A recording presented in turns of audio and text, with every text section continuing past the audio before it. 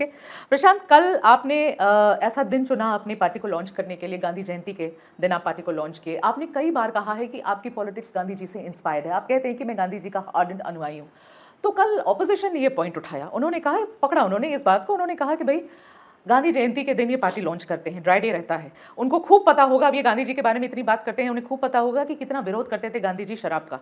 और ये आते से कहते हैं मन से कि मैं आऊंगा सत्ते में और 1 घंटे में शराबबंदी उठा के फेंक दूंगा। ये उनका चार्ज है, ठीक है। मेरा सवाल आपसे ये है प्रशांत कि मैं समझती हूँ आपकी पॉइंट, मैं आपकी पॉइंट समझती हूँ। आपने कहा कि वो 20,000 करोड़ नहीं और आप उसको एजुकेशन सिस्टम में डालेंगे। नहीं, आप बात नहीं, अच्छा ठीक है, मुझे सवाल पूरा करने दीजिए। मैं समझती हूँ कि रेवेन्यू का बड़ा स्रोत है, पर मेरा सवाल प्रशांत किशोर नेता से ये है कि प्रशांत किशोर, क्या आपकी सोशल रिस्पॉन्सिबिलिटी है या नहीं है उन औरतों के प्रति जिनका घर टूटता है, वो जो विधवा होती हैं, वो जो हुज ट्रेजेडी में इतने लोग मारे जाते हैं, क्या जो घर खराब हो रहे हैं गांव में शराब की वजह से, क्या वो आपकी जिम्मेदारी है? आपने सवाल कम, भाषण ज्यादा दे दिया। ठीक है, पहले ये भाषण लग रहा है आपको, पहले आप समझिए। बोलिए। जिन लोगों ने गांधी की नाम की बात करी है, पहले तो वो गांधी को ना वो जानते हैं, ना कभी पढ़े हैं, ना समझते हैं, टीवी पर आकर वाचाल कर रहे हैं। ठीक है। गांधी जी ने शराबबंदी को, शराब को रोकने को एक सामाजिक प्रयास के तौर पर बताया। गांधी जी ने साथ में ये भी कहा शाकाहारी बनो। इसका मतलब है कि गांधी जी के आधार पर आप देश में कानून बना देंगे कि जो नॉन वेजिटेरियन है उसको जेल में डाल दिया जाएगा। ठीक है, तो कन्वीनियंट है वो उठाएंगे, जो नहीं है वो नहीं उठाएंगे। आप बात ही नहीं सुनते हैं। ठीक है, आप बोलिए।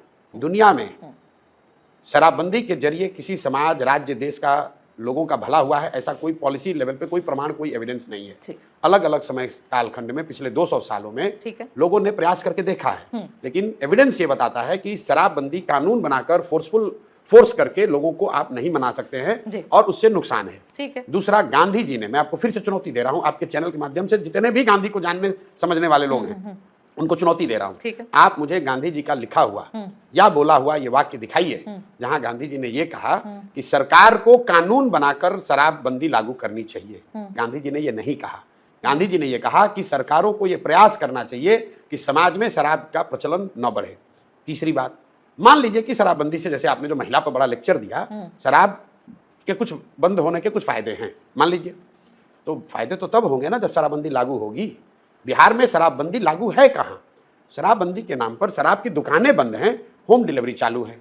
आप पटना में आई हैं, आप जिस ब्रांड को अगर आप चाहती हैं, आप पटना में फोन करके घर पे बुला लीजिए, मंगा लीजिए।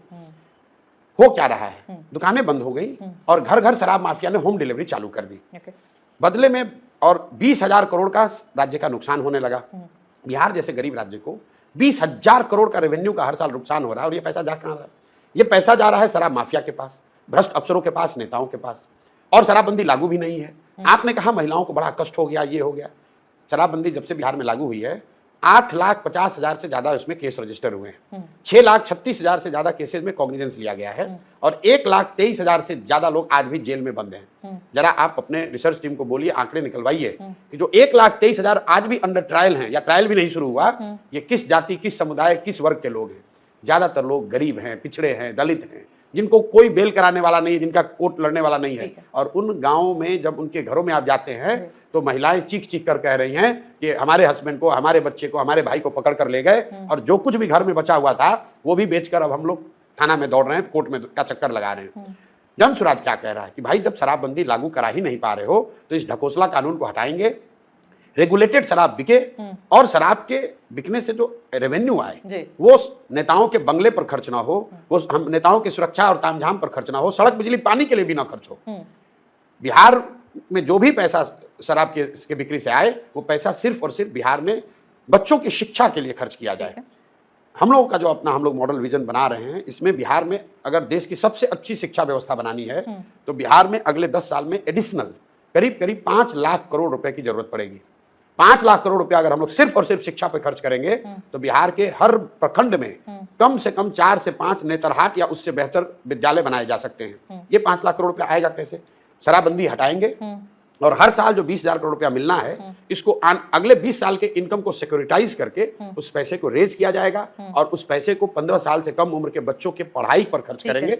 बिल्कुल विजन साफ है। अब अगर किसी ये सब सुनने के बाद भी अगर कोई वोट नहीं देना चाहता, न दे, लेकिन मैं बिहार के बच्चों की पढ़ाई की मुझे चिंता है। मैं शराबबंदी के बहस में पढ़ना नहीं चाहता हूं, और मैं सिर्फ ये झूठी बात नहीं कहना चाहता हूं कि शिक्षा सुधार दूंगा। कैसे सुधार दोगे?